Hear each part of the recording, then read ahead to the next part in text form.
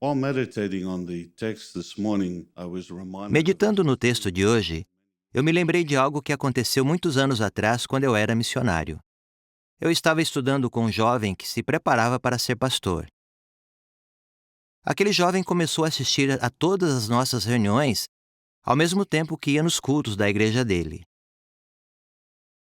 É claro que as pessoas na igreja dele não gostaram quando ficaram sabendo que ele estava indo nas reuniões das Testemunhas de Jeová. Então, a sede da igreja mandou um missionário estrangeiro para corrigir isso. O jovem me contou o que aconteceu. Aquele missionário perguntou: "O que chama sua atenção nas Testemunhas de Jeová?"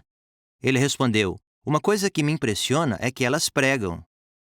O missionário disse: "Ah, nossa igreja também pode fazer isso." Então, no próximo culto que tiveram, o missionário dirigiu o culto e, com muito entusiasmo, exigiu que todos na igreja participassem da pregação. Daí ele anunciou a hora do encontro para o grupo sair para pregar. O jovem me disse que um bom número de pessoas foi, mas alguém estava faltando. Já imaginam quem?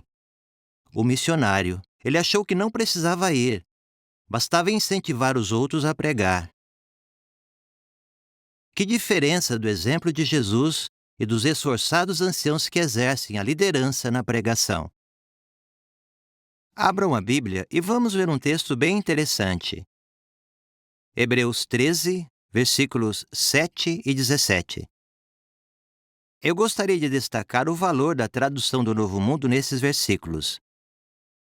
O versículo 7 começa assim: "Lembrem-se dos que exercem liderança entre vocês." E o 17: "Sejam obedientes aos que exercem liderança entre vocês."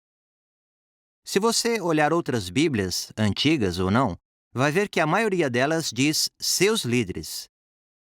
É claro que a comissão da tradução do Novo Mundo pensou no que Jesus disse sobre não sermos chamados de líderes. Embora em grego seja uma palavra diferente, no nosso idioma tínhamos que dar atenção a isso. Então a tradução "exercem liderança" é exata e, na verdade, mostra bem o papel do ancião. Não somos líderes, apenas damos bom exemplo. E essa tradução exata também aparece nas palavras do nosso Senhor Jesus Cristo, aqui em Lucas, capítulo 22. É interessante notar que isso também foi revisado na tradução do Novo Mundo. Lucas 22, 26. Você vai notar que a mesma palavra que foi usada nos dois versículos de Hebreus também foi usada corretamente aqui nesse texto. Então, Lucas 22, 26 diz: "Vocês, porém, não devem ser assim, mas que o maior entre vocês se torne como o mais jovem." Vejam agora. E o que está na liderança, a mesma expressão do texto de Hebreus, como aquele que serve.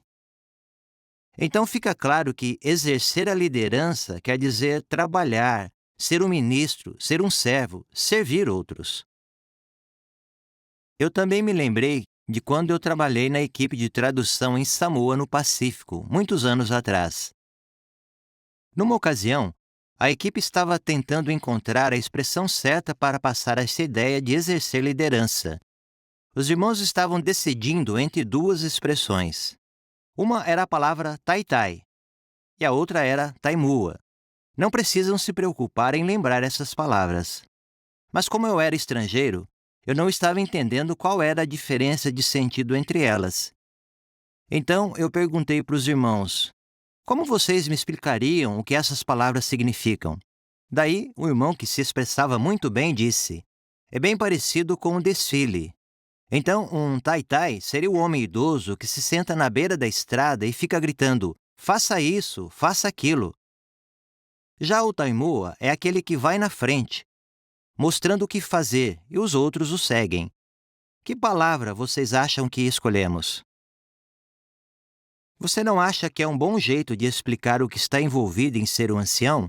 Não é uma questão de ficar de lado, dando ordens, mas é trabalhar junto com os irmãos, dar o exemplo, e daí os outros vão atrás.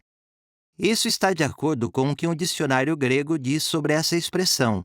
O conceito de exercer liderança inclui mostrar como fazer alguma coisa, demonstrar a melhor maneira de fazer isso e ir na frente mostrando o caminho.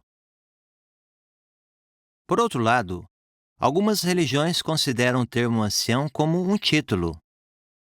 Alguns poderiam se apresentar assim: Bom dia, eu sou o ancião Jackson. É claro que nenhum de nós vai achar que ancião é um título usado para indicar uma posição de alguém que é superior a outros. Isso nos leva a outro detalhe da nossa revisão. Está em 1 Timóteo, capítulo 3. Vejam comigo. 1 Timóteo, capítulo 3, versículo 1. É um texto bem conhecido, principalmente usado para analisar as qualificações para anciãos. Não sei se você chegou a perceber a mudança feita na revisão desse texto. Agora diz: esta declaração é digna de confiança.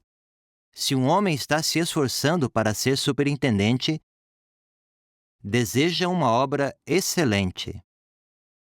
Você se lembra que antes a tradução do Novo Mundo dizia: se algum homem procura alcançar o cargo de superintendente? Sem dúvida.